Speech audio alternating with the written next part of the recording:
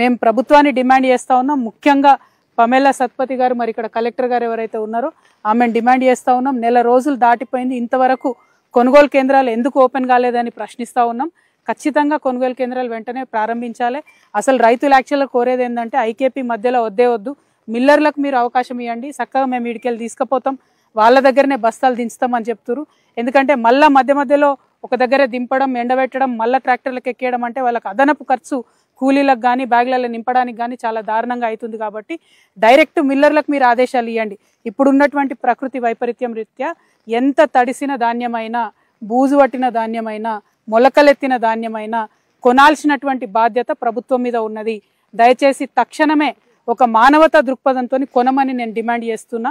చాలా మంది కౌలు రైతులు ఉన్నారు, వాళ్ళందరికీ కూడా ఇబ్బంది ఏంటంటే వాళ్ళ దగ్గర భూమికి సంబంధించినటువంటి దస్తావేజులు లేకపోవడంతో కొనము అని చెప్తా ఉన్నారు. మరి అది కరెక్ట్ పద్ధతి కాదు.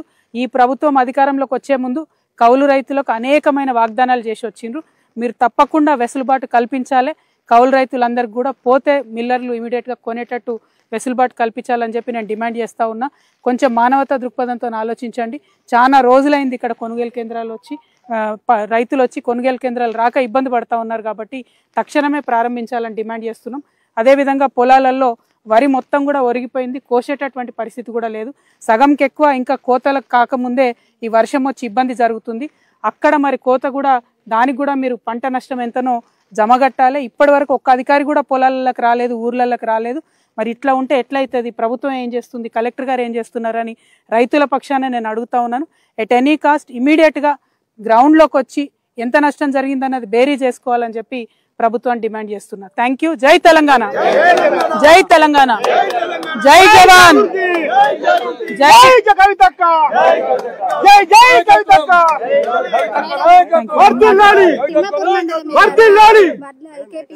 మాట్లాడతా ఎక్కడ కొన్నా, మండలంలో ఎక్కడ కొన్నా కూడా తీసుకోవాలి, ఏ ఊరైనా కూడా మండలం తీసుకోవాలని మాట్లాడతా. ఆమె ఫోన్లో మాట్లాడతా, కలెక్టర్ ఫోన్లో. ఎంత ఇస్తే రైతులకు గిట్టుబాటు అవుతుంది అంటున్నారు? కొనుగోలు కేంద్రాలు కాకుండా పంట నష్టం అంటే నిన్న ప్రభుత్వము ఈ మొంతా తుఫాన్ మీద మరి రివ్యూ చేసి 10,000 ఇస్తామంటున్నారు ఎకరానికి. ఏడుకెళ్ళి సరిపోతుంది 10,000 అంటే? కొట్టకొచ్చి ఇప్పుడు కోతకు వచ్చినటువంటి సమయం కాబట్టి ఖచ్చితంగా ప్రభుత్వం 50,000 మినిమం ఒక ఎకరానికి కట్టియాలి. లేకపోతే చాలా దారుణమైన అన్యాయం జరుగుతుంది. రైతులు ఇక్కడే కాదు, చుట్టూ తెలంగాణ వ్యాప్తంగా ఉన్న రైతులు కూడా ఇబ్బందులలో ఉన్నారు. కాబట్టి 10,000 అన్నటువంటి ఏ మూలకు కూడా సరిపోవన్న విషయం ప్రభుత్వం గమనించాలి. అట్ ద సేమ్ టైం పోయినసారి బోనస్ ఇస్తామన్నారు, ఇంతవరకు ఇచ్చినటువంటి పరిస్థితి లేదు. అన్ని రకాల వడ్లకు ఇస్తామనేది ఇచ్చే పరిస్థితి లేదు. ఇవాళ అక్కడ బీహార్లో ఎన్నికలు జరుగుతున్నాయి, ఇక్కడ కూలీలు కూడా వచ్చే పరిస్థితి లేదు. దాంతో ఇక్కడ కూలీ రేట్లు కూడా ఎక్కువ కట్టియాల్సి వస్తుంది. అన్ని రకాలుగా రైతులకు దెబ్బ మీద దెబ్బ పడుతున్నది. కాబట్టి ప్రభుత్వం మానవతా దృక్పథంతో ఆలోచన